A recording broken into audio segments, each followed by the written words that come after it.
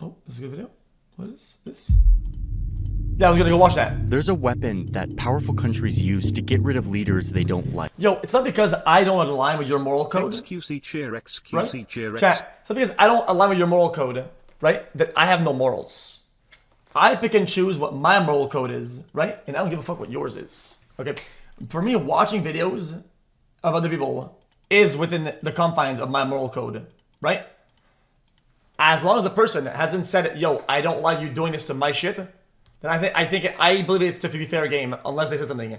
And historically, I've been spot on like 90% of the time. 99.9% plus, right?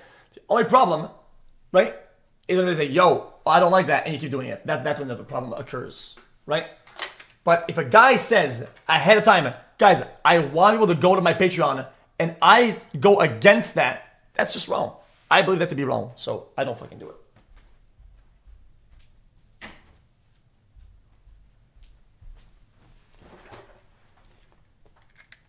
You say blah, blah, blah, but you know who couldn't say blah, blah, blah?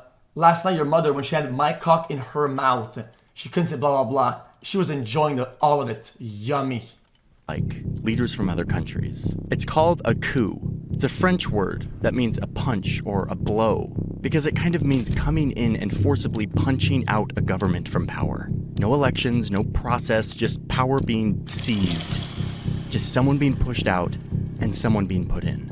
Coups happen in so many different ways, but I want to show you how the coup has been used by the United States of America as a tool to get what they want on the world stage. So let me walk you through some of the major US-led coups over the years to show you that while it sometimes seems like we live in a world full of order and rules, the reality is that the most powerful countries will often get their way by whatever means necessary. Okay, so here's how I'm defining the US-led coups that I'm going to put on our list here. Number one, they were successful. There's a lot of failed coup attempts. We're leaving those out. Number two, there must be at least one US government official involved in the coup. And number three, we need concrete evidence that the US was actually involved, not just speculation. While the US has been involved in tons of regime change efforts around the world, we landed on a much shorter list. These are the coups that I think best exemplify how this tool has been used for international power over the years. It also has to be a coup itself, though. It has to be for it to be a coup. It is Let's certain start criteria, here. though. In the independent country of Hawaii, it's 1893, and the US is feeling like the Hawaiian Queen is a threat to American control over sugar. It's sugar that's being grown by the descendants of white American missionaries who had settled in Hawaii over the years.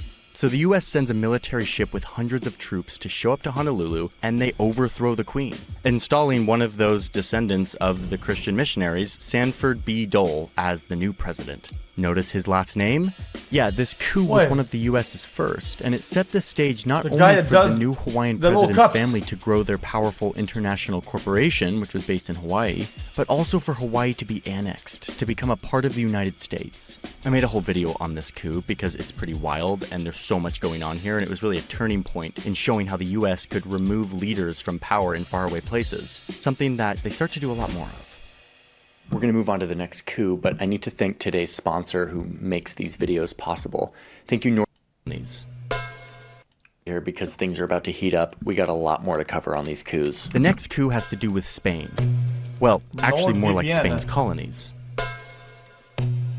I use that. I think Spain's glory days have come and gone. They are a declining empire, and there is major resistance in their colonies, especially in Cuba, Puerto Rico, and the Philippines.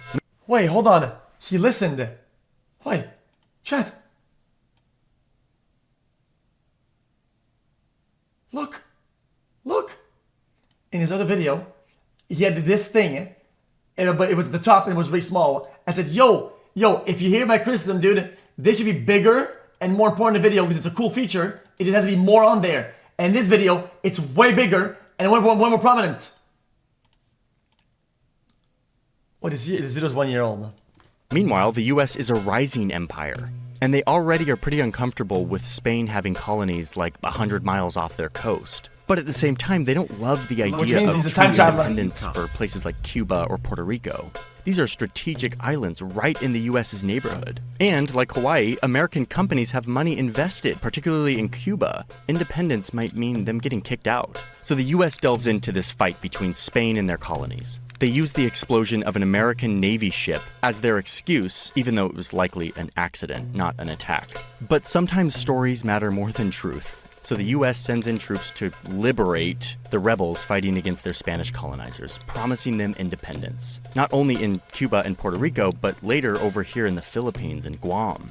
These local uprisings eventually drive out the Spanish. And in all of these cases, the US reneges on their promise to give independence to these locals. And they figure out ways to govern Cuba and Puerto Rico indirectly themselves. The US has just piggybacked off several independence movements to enact several coups at once, allowing them to install pro-American leaders and a Navy base in Cuba. Chat, is this Florida?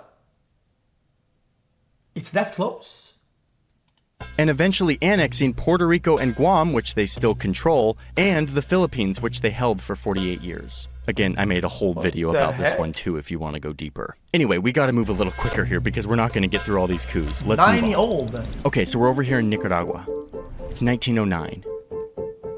There's a bunch of powerful American companies here, but a new president comes to power vowing to regulate them. The US is not gonna let this happen. So the Secretary of State starts spreading rumors to smear this guy, this president, saying that he's building a canal that would compete with the Panama Canal. Chat, the what? Chat. This country, chat, the what? I think he might have just sit in the middle of it for no reason. As he was pointing out a country, I think he said it. But really, they're just upset because Nicaragua is taking loans from Europe. The US keeps painting this guy as a war criminal and someone worthy of being thrown out. So push comes to shove, and the US sends ships to both of Nicaragua's coasts. They assemble a bunch of Marines in Panama, basically just flexing on Nicaragua and telling the president to step down.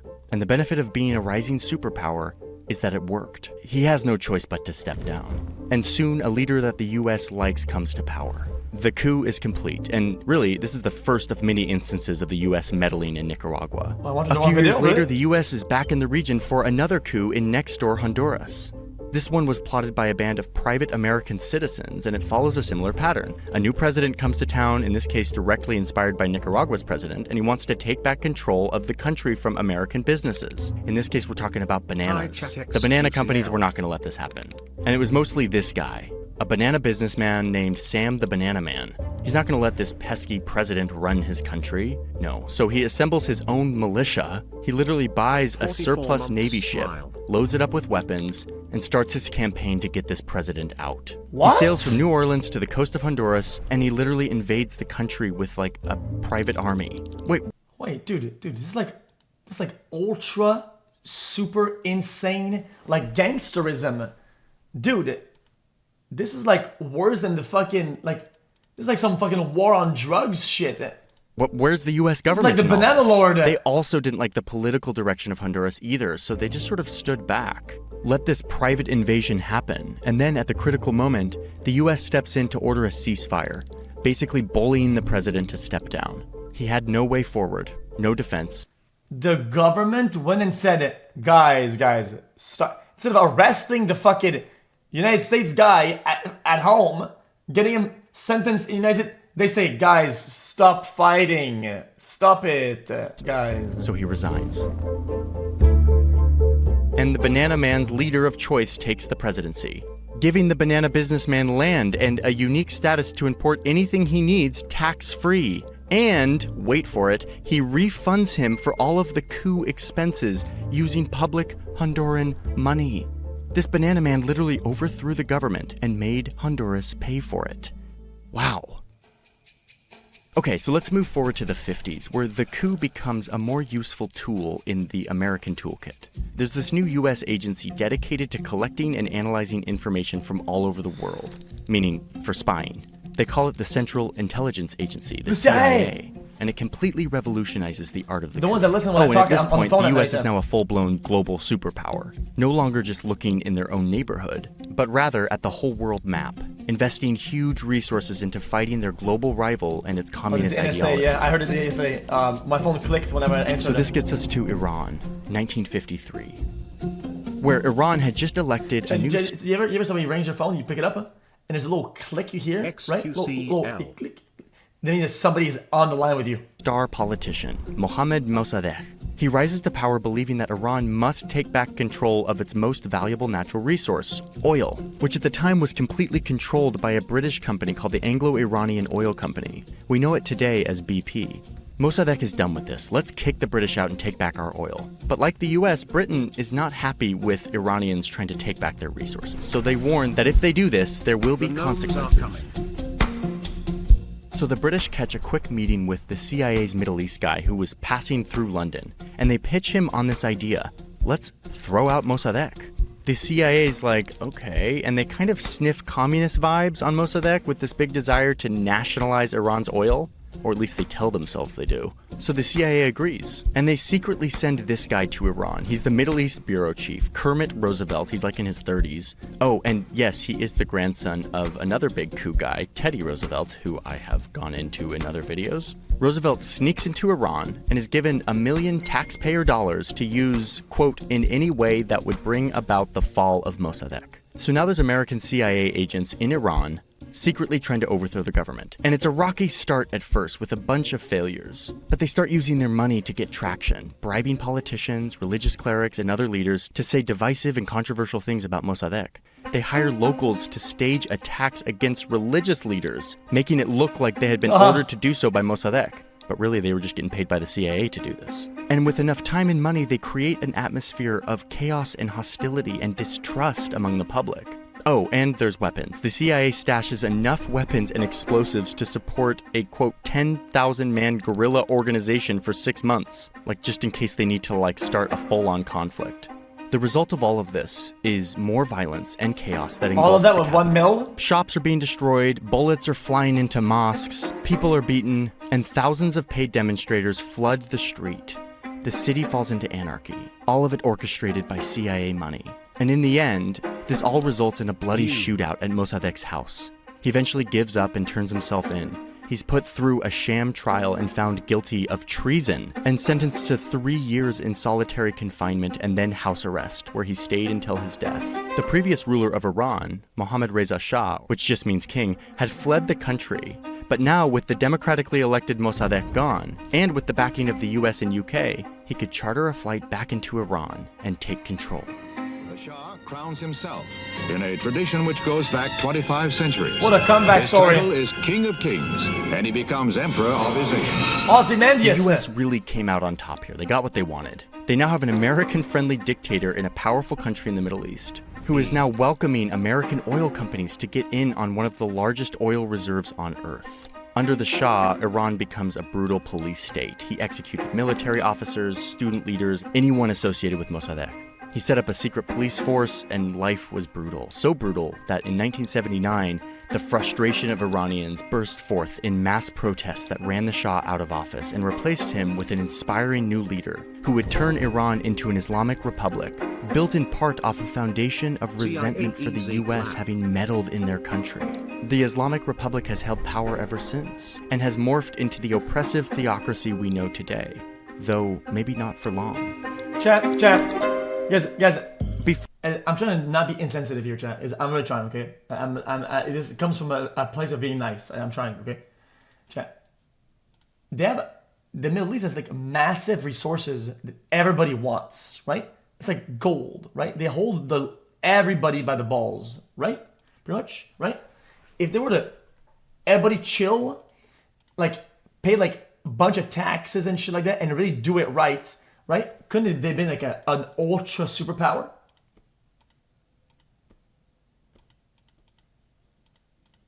Right? Before we go on, a quick reminder that all of these coups, these plans to overthrow leaders in other countries, did not require American votes or consensus or approval of Congress. It was usually just a few key men in government buildings in Washington, D.C. making this happen. These people would go on to define the Cold War and shape so many covert operations around the world that many of which we'll never know about. Okay, let's keep going.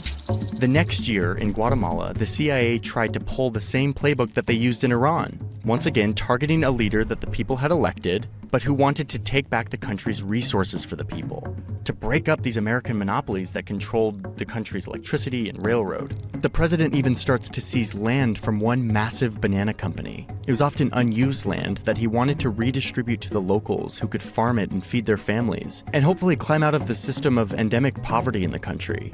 Once again, I made a whole video on this. So you guys act like this is the bananas, but I think today there's almost something similar with the avocados. Poverty in the country. Once again, I made a whole video on this, the geopolitics of bananas in Central America. But the fact is that the US decided that they had to defend the banana companies, or else more communist reforms would spread.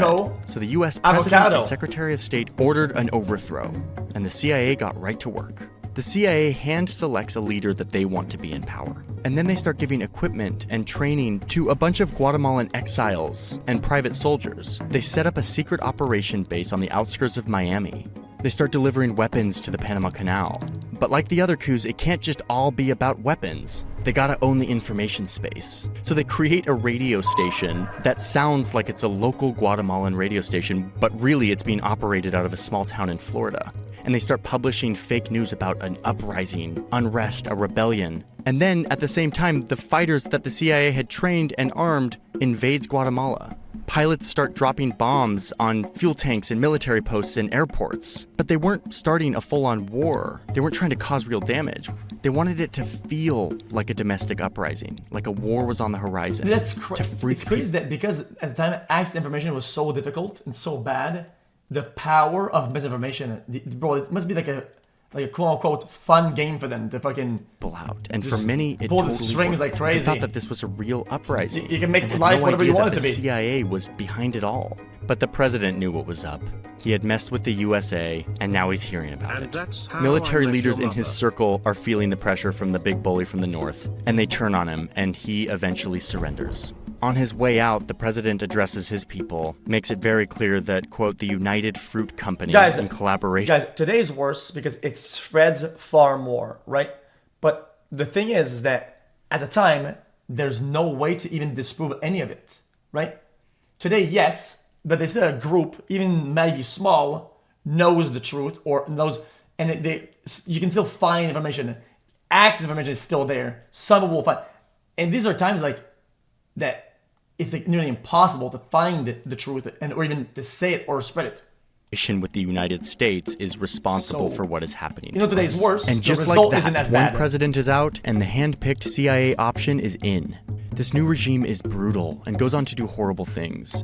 Detaining people they thought were communists, killing prisoners, breaking up labor unions, and in the process, restoring the banana company's land and ensuring that they maintained their hold on this economy. This kicks off an era in Guatemala of more political assassinations and instability, something that still plagues the country today. And yet to this day, there is no evidence that the Soviets were ever slightly interested in Guatemala. Communism was once again the excuse, but really this was about securing American business interests, tearing a country apart for bananas. Bananas taste the best and are the best for you. All right, let's go to Africa. So it's 1960 here in the center of Africa, a country called Congo. They just gained independence from Belgium, and they have an election. And this guy, Patrice Lumumba, wins, becomes the prime minister. But immediately, over in Washington, the communist alarm bells instantly start sounding off. Because we're in the middle of the Cold War, and Congo is a place full of tons of natural resources, including loads of uranium, the main ingredient for nuclear bombs. This is at a time when Americans are keeping gas masks next to their bed and have hordes of canned goods in their basements. And officials in Washington can't risk Congo falling into the influence of the Soviet Union. So they start focusing on this prime minister. The CIA director called him, quote, an urgent and prime objective that should, quote, be a high priority of our covert action. Like, people make memes about fucking, like, schools, like, oh, dude, like a bulletproof vest, ha ha ha, meme. But back then, people actually had gas masks under their desks. They pull a more political coup than the ones before. They start allying with Lumumba's political enemies and Congo's former colonizer Belgium. They bribe politicians. They fund protests and labor movements, and they circulate propaganda. Similar ingredients to the previous coups. And when the moment is right, all these bribed politicians do what the CIA asked them to. They'd remove Lumumba from power. And the CIA is right there giving money and intelligence and advice to the new government. This political solution was actually not the first try. The CIA had tried to assassinate Lumumba in the past, But all of those attempts failed, which is why they turned to hijacking and manipulating Congolese politics, a brand new democracy, supporting the people who would eventually go on to put Lumumba in front of a Congolese and Belgian firing squad, making this effectively a political assassination, supported from an ocean away. And yet there's so much gray area in these coups. In this case, it's really tough to prove that the CIA's support was the key factor in Lumumba's assassination. It's debated to this day. An effective foreign-sponsored coup works like this, operating in the shadows, fueling divisions, appealing to the worst demons of the people on the ground, through money, through influence. All right, let's move on to the Caribbean in the 1960s. There's a brutal dictator here in the Dominican Republic. I mean, this guy's really bad. He's rumored to feed his opponents to sharks. But anyway, what the US cares about is that there's fear that a communist revolution could happen at any moment. So the CIA sends weapons to a group of hitmen who go assassinate this guy. It ends up being an ambush and a car chase. They're successful in taking him out, ending his 31-year rule. And eventually the US sends in forces to occupy the DR to make sure that a leftist candidate doesn't come to power. They restore order, and eventually a US-friendly candidate is elected. Okay, so now we have to head over to Vietnam in 1963. Wait, in 1960, they were very much left. They're very leftist, but they don't like communism.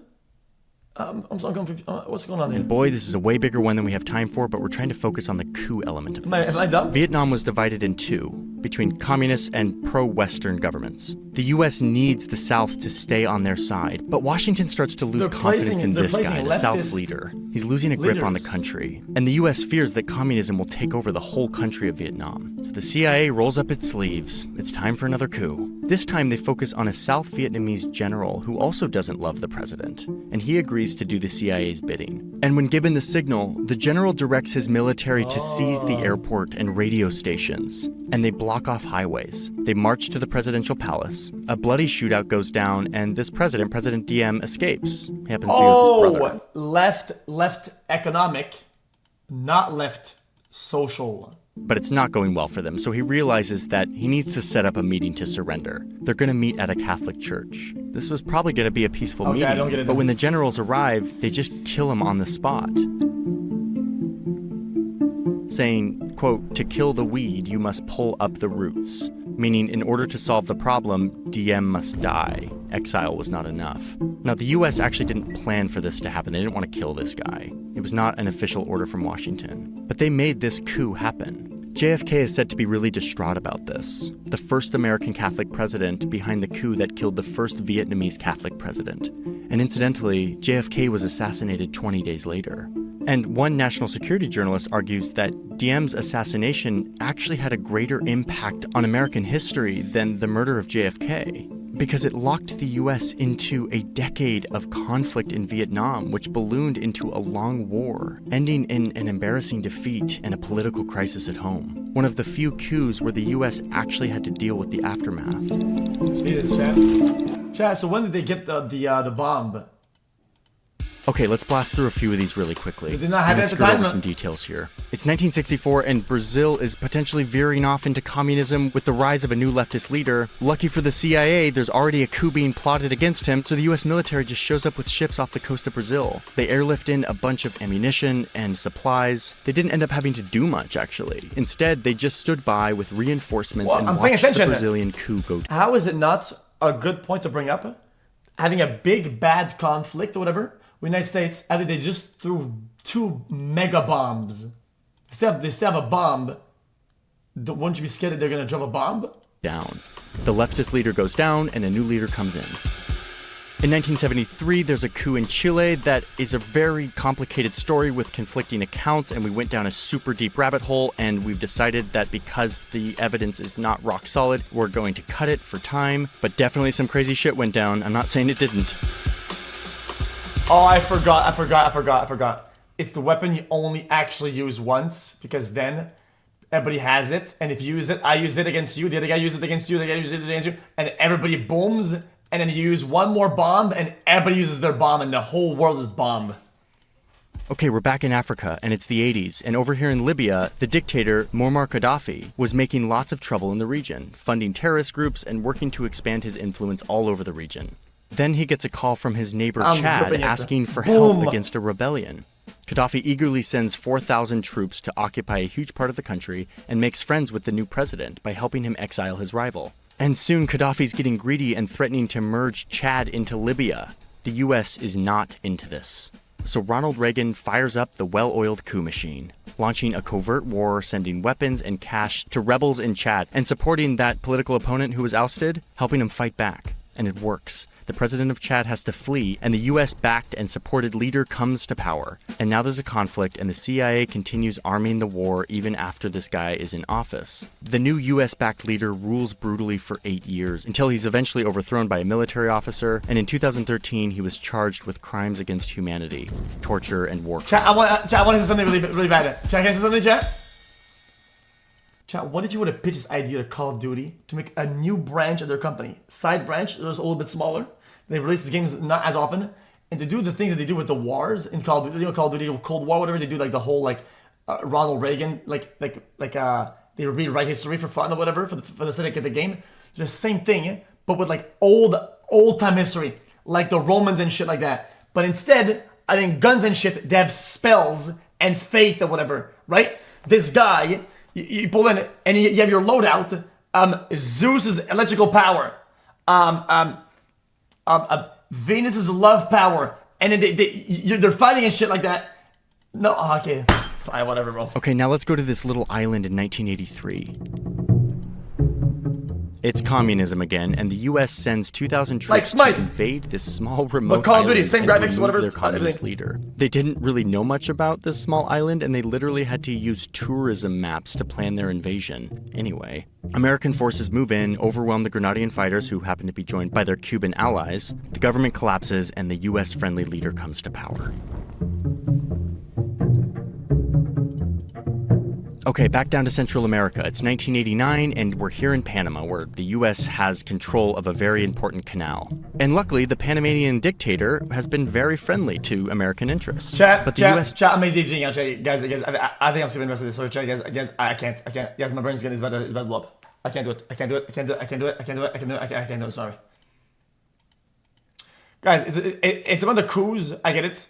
It's a video with segments. It's not like one big story. It's a lot. I stop here. Good video though. I enjoyed it.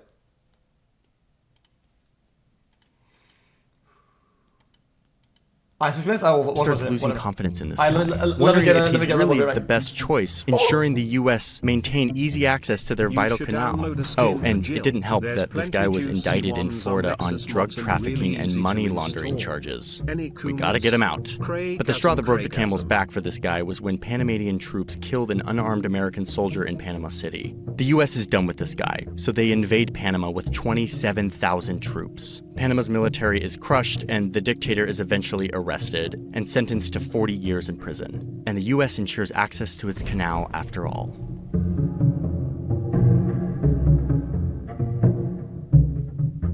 Okay, so now it's the end of the 1980s, and the Soviets are invading Afghanistan and are meeting resistance from a bunch of fighters from all over the world who have come to Afghanistan to fight back against the Soviet occupation, many of them with fundamentalist religious motivations. But the US doesn't care about their motivation. They just care that they're willing to fight against the Soviets and the Soviets' puppet, the Afghan president. I found it funny and lame and sadly funny that throughout history you see that like so much little money could achieve such difference and power and impact on the whole world. And it totally works. With barely anything. With the help of the US, these fighters push the Soviets back and successfully run the Afghan president out of office. And as he's being run out of office, he forebodingly warns the Americans that if they leave Afghanistan in the hands of these fighters, that it would, quote, be turned into a center for terrorism. And his prophecy was completely fulfilled. Those US-funded fighters were people whose names we know today. Osama bin Laden, Abu Musab al-Zarqawi, the guy who started the group that would eventually become ISIS. Those same weapons that the US sent to counter the Soviets and to effect regime change in Afghanistan would go on to be used against American soldiers years later. when the US was back, orchestrating yet another regime change after 9/11, against the very groups they once enabled. The US would eventually leave Afghanistan, only to find the country immediately falling back into Taliban rule. We're almost to the end of our list, and we're now in modern day. It's 2003, and 150,000 American troops invade Iraq. They say that they are there to find and destroy weapons of mass destruction, but their main focus is taking out this guy, Saddam Hussein, which they do in a matter of weeks. Saddam fleeing into hiding, and President Bush declaring mission accomplished, establishing an American-friendly government in Iraq, creating once again a negative byproduct by alienating huge swaths of the Iraqi people and army who form a bunch of anti-American rebel groups that go on to fight against the American occupation, some morphing into groups like ISIS who wreak all kinds of havoc on the region to this day. Once again, I made a whole video about this topic, go check it out. Iraq remains a place of deep political instability. Trust in government is extremely low. I think the oil narrative is wrong. And the question of how and why we did this expensive, horrific, destructive coup is still something that there aren't really good answers to. Again, you can go watch my video for more on that. It's just this thing that and this people gets us have to been the final saying coup on our forever. list. But I don't think It's 2011 correct. during a wave of protests spreading throughout this region, trying to take down all these strongmen dictators, one of which was this guy, Muammar Gaddafi. The same Gaddafi we were talking about earlier who's like taking over Chad. He's still here, and he's still a very horrible dude.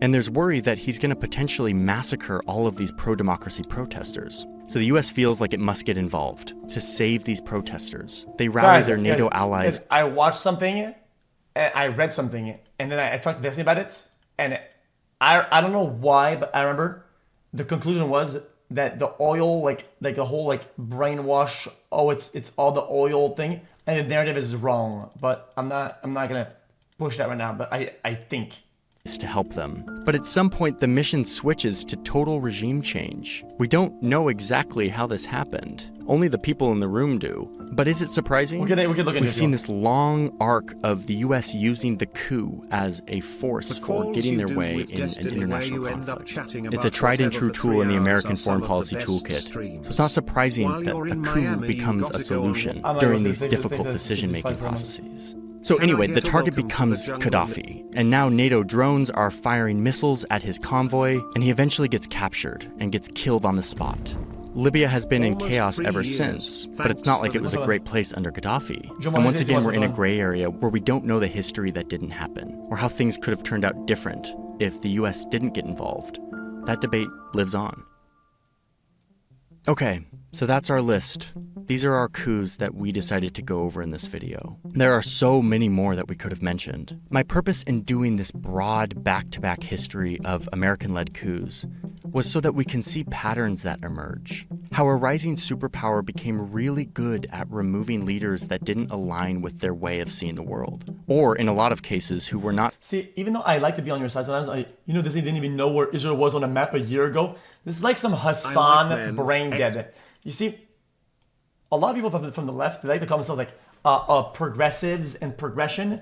When somebody learns something, when somebody becomes better, when somebody goes somewhere, all they do is reference the past and reference how bad they used to be, while still remaining in the same position that they were a long time. A lot of times you're cemented. You don't, or you're whatever it's called. You're cemented. You don't move. You don't get better, right? And you try to say, this guy got better, guys. I'm such a progressive.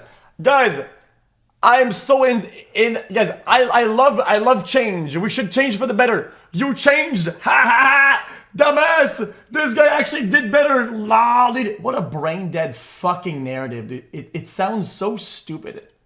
You sound brain dead when you say that. Friendly to American business interests. But let's be clear, the US didn't invent this. This is something that powerful countries and empires have always done. What characterized... The reason why I said Hassan is because, it's an argument that he paraded a lot, and that the people now parade a lot on the internet.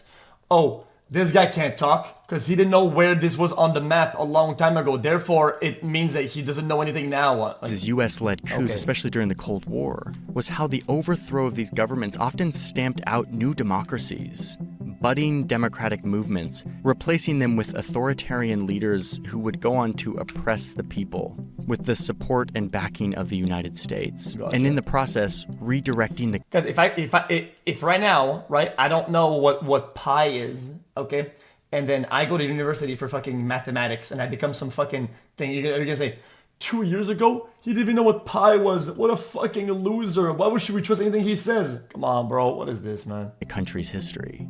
Lately, Russia has been meddling in the election process of the United States. And I've been reflecting on my feelings towards that. The violation of having an external power, sowing doubt and polarization and fear in my own democracy, in my own society.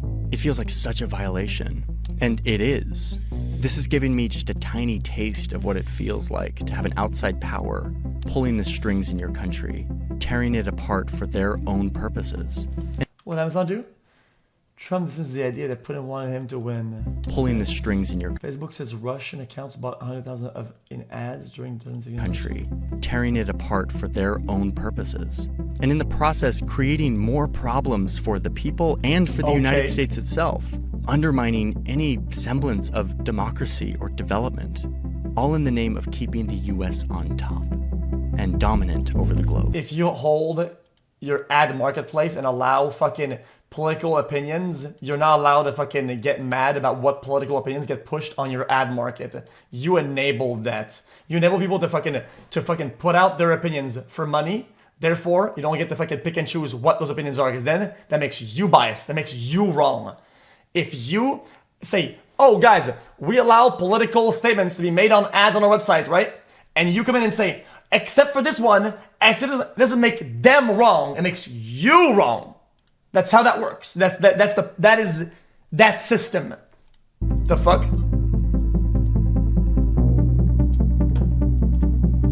Because that would mean you're saying I only want my political opinion, my political side to be on our ads. That's what you're saying, which is, I mean, that's just wrong. What?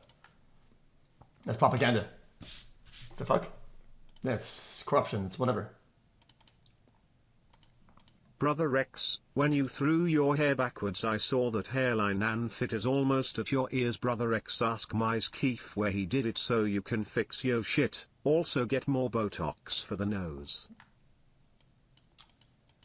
Ugly. Okay, so now we got 2 insulin noodles back to back. Now we've hit the cap. Now I'm enough. Now we've got enough. You got it out of your system now, brother? You've got it out now, brother, or what? I didn't get cooked. I got money. The guy just gave me money. I don't give a fuck. Say it again. xQcl.